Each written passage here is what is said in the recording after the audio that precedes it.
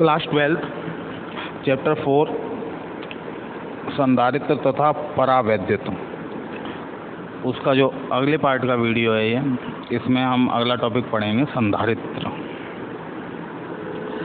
संधारित्र क्या होता है? बहुत आसान भाषा में कहूँ तो आपने हमारे घरों में जो फैंस होते हैं, पंखे होते हैं, उनमें हम एक कंडेंसर लगाते हैं, वाइट कलर का होता है, ठीक है। वो हिंदी में उसको संधारित्र कहते हैं या इंग्लिश में कैपेसिटर। कंडेंसर, कैपेसिटर या संधारित्र, ये तीनों एक ही बात, ठीक है। होता क्या है, कारण ये होता है संधारित्र का कि मतलब इसमें चार्ज स्टोर किया जाता है, पोटेंशियल को कम किया जाता है, धारिता को बढ़ाया जाता है और चार्ज को स्टोर किया जाता है, पर्याप्त मात्रा में स्टोर हो जाता है। इतना चार्ज स्टोर होता है कि अगर आप एक बार उसे चार्ज कर दें और उसे डिस्चार्ज ना करें तो उतना ही करंट, वो मतलब उतना ही बड़ा झटका दे सकता है जितना बड़ा आपको इलेक्ट्रिक वायर छूने से लगेगा, ठीक है। होता क्या है, काम कैसे करता है, ठीक है, तो ये सब चीज़ें हम अभी देखेंगे। तो इसमें क्या है कि चालक का, कोई भी चालक होता है उसके आकार में कोई परिवर्तन नहीं करते और पर्याप्त मात्रा में चार्ज स्टोर कर देते हैं, ठीक है। विभव कम करके चालक की धारिता बढ़ाई जा सकती है और आवेश की पर्याप्त मात्रा को संचित किया जा सकता है, ठीक है। तो ये सब चीज़ें हैं जो मैं आपको बता चुका हूँ, ठीक है। वर्किंग प्रिंसिपल क्या होता है?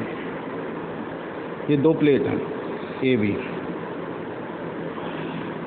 एक किसी सोर्स से इसे ए प्लेट को पॉजिटिव चार्ज दिया गया, बी प्लेट न्यूट्रल है, बी प्लेट न्यूट्रल है, ए को हमने दिया पॉजिटिव चार्ज। न्यूट्रल होने का मतलब है जितने इलेक्ट्रॉन हैं उतने ही प्रोटॉन हैं, ये हम जानते हैं, ठीक है। तो होता क्या है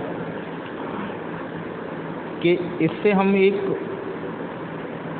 कनेक्ट कर देते हैं डिवाइस। उस डिवाइस में ये नीचे जो दिख रहा है आपको, ये सोने की दो पत्तियां हैं। होता क्या है कि जब इनका पोटेंशियल हाई होता है तो ये पत्तियां आपस में दूर दूर होती हैं, और जैसे ही पोटेंशियल लो हो जाता है तो ये पत्तियां आपस में उतनी सिकुड़ती जाती हैं। मतलब पत्तियों का फैलना और सिकुड़ना इनके पोटेंशियल पे डिपेंड करता है।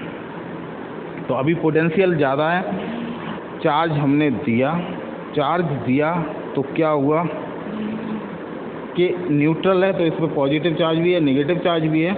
तो पॉजिटिव चार्ज देने से इसका जो नेगेटिव चार्ज होगा वो सब आगे की तरफ आ जाएगा, क्योंकि नेगेटिव और पॉजिटिव अट्रैक्ट है, और पॉजिटिव चार्ज कहाँ पहुँचेगा? पीछे की तरफ, ठीक है। जितना भी इसमें नेगेटिव चार्ज होगा वो प्लेट के सामने आ जाएगा और पॉजिटिव चार्ज पहुँचेगा पीछे की तरफ, ठीक है। अगले केस में क्या हो रहा है, अब हमने इस बी पॉइंट को, बी प्लेट को ग्राउंड से कनेक्ट कर दिया, अर्थ से कनेक्ट कर दिया। अर्थ से कनेक्ट करने पे क्या होता है, अर्थ बहुत बड़ा भंडार है चार्ज का, तो चार्ज अर्थ में कैसा भी चार्ज हो, प्लस चार्ज हो, माइनस चार्ज हो, वो अर्थ में समा जाता है, ठीक है। तो होता क्या है कि इस बी प्लेट में के इधर की तरफ जो प्लस चार्ज था, ये प्लस चार्ज कहाँ चला गया? ग्राउंड में, ठीक है। तो अब बचा क्या? बचा प्लेट ए पे ए प्लस चार्ज और प्लेट बी पे माइनस चार्ज। और जैसे ही ये पोटेंशियल इधर गया, इस पे जो चार्ज है इधर गया, चार्ज जाने पे क्या होगा? V कम हो जाएगा, क्योंकि Q is proportional to V, ये हम जानते हैं। अगर चार्ज ऑब्वियस है, इससे पॉजिटिव चार्ज कम हो रहा है, ठीक है, तो V इसका V भी कम होगा पोटेंशियल। लेकिन हम ये जानते हैं V is inversely proportional to C, ठीक है। कैसे? अभी बताते हैं।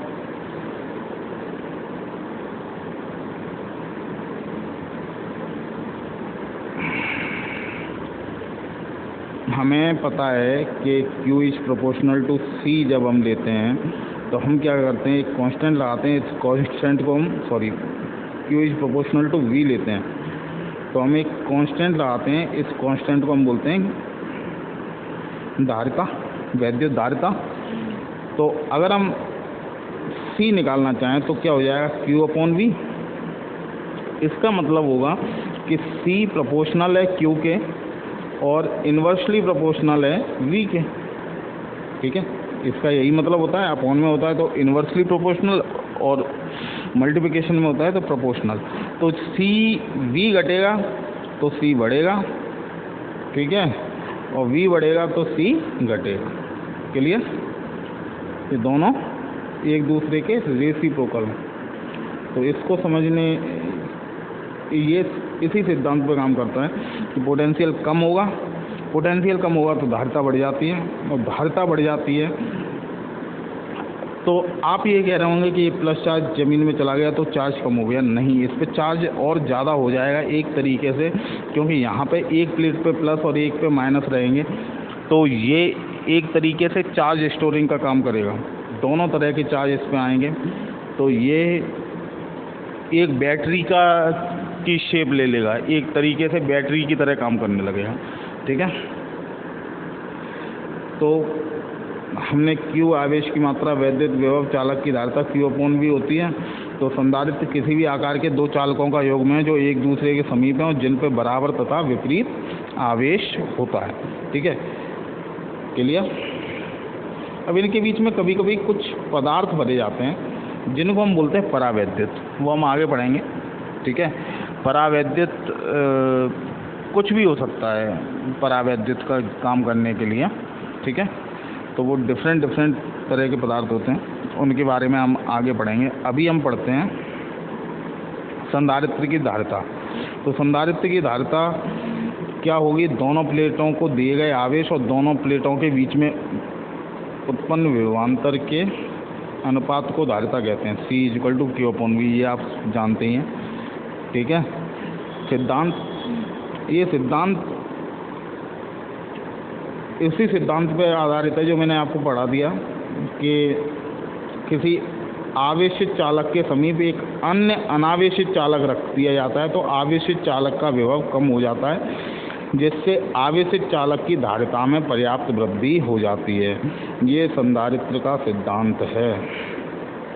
ठीक है, जो मैंने आपको अभी बताया उसी पैटर्न पर फ्लो करता है। ठीक है, अब दो समांतर प्लेट हैं तो उसमें संधारित्र की धारिता क्या होगी। ठीक है, इसमें हमने दो प्लेट ली हैं, एक X और एक को माना है Y। ठीक है, जो स्टैंड पर लगी हैं वो स्टैंड विद्युत रोधी है, मतलब उनमें करंट फ्लो नहीं हो रहा।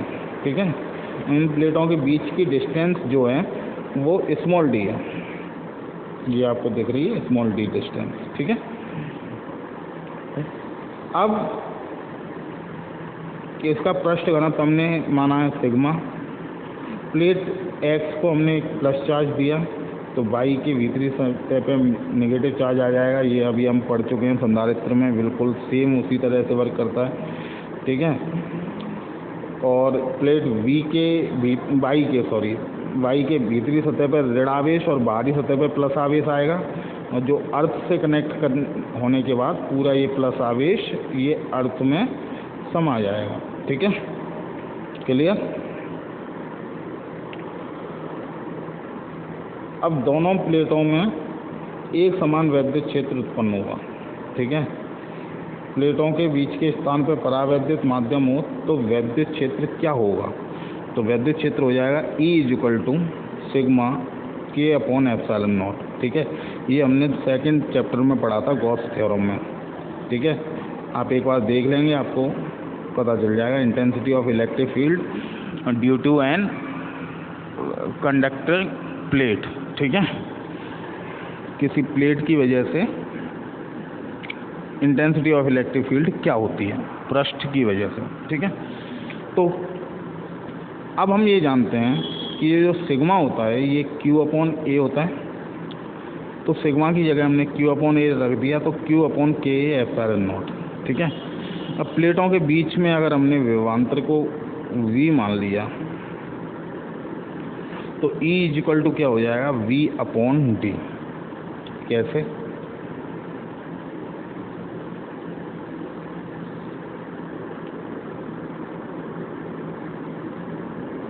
V इक्वल टू हमारा क्या होता है, 1/4 epsilon not Q upon R। ठीक है, और E इक्वल टू क्या होता है, 1/4 epsilon not Q upon R square. अब R यहाँ पे क्या है, D है, क्योंकि दोनों प्लेटों के बीच की डिस्टेंस, तो मैं R की जगह पर D लिख देता हूँ दोनों जगह पे। ठीक है, यहाँ पे भी मैंने D ले लिया और यहाँ पे भी मैंने D ले लिया। ठीक है, अब V को अगर D से मल्टीप्लाई कर दूँ, सॉरी V अपॉन D कर दूँ, V अपॉन D कर दो, तो यहाँ पे जो D होगा वो D स्क्वायर हो जाएगा और फिर ये D स्क्वायर E के बराबर हो जाएगा। ठीक है, ये तो E equal to V upon D आ जाएगा। तो ये इस तरीके से किया है।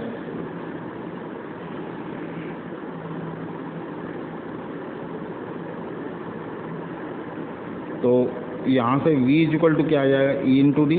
E की वैल्यू यहाँ से रख देना है इसमें, तो क्या हो जाएगा, Q इंटू डी अपॉन के ए एप्सिलॉन नॉट। ठीक है, अब क्या है, अब हम धारिता के बारे में जानते हैं। C इक्वल टू क्या होता है, Q अपॉन V होता है। तो V की वैल्यू रखेंगे तो क्या हो जाएगा, Q अपॉन V की वैल्यू ये है, क्यू डी अपॉन के ए एप्सिलॉन नॉट। के एप्सिलॉन नॉट ऊपर जाएगा और Q से Q कैंसिल हो जाएगा, तो C इक्वल टू क्या हो जाएगा, के A D epsilon not upon D.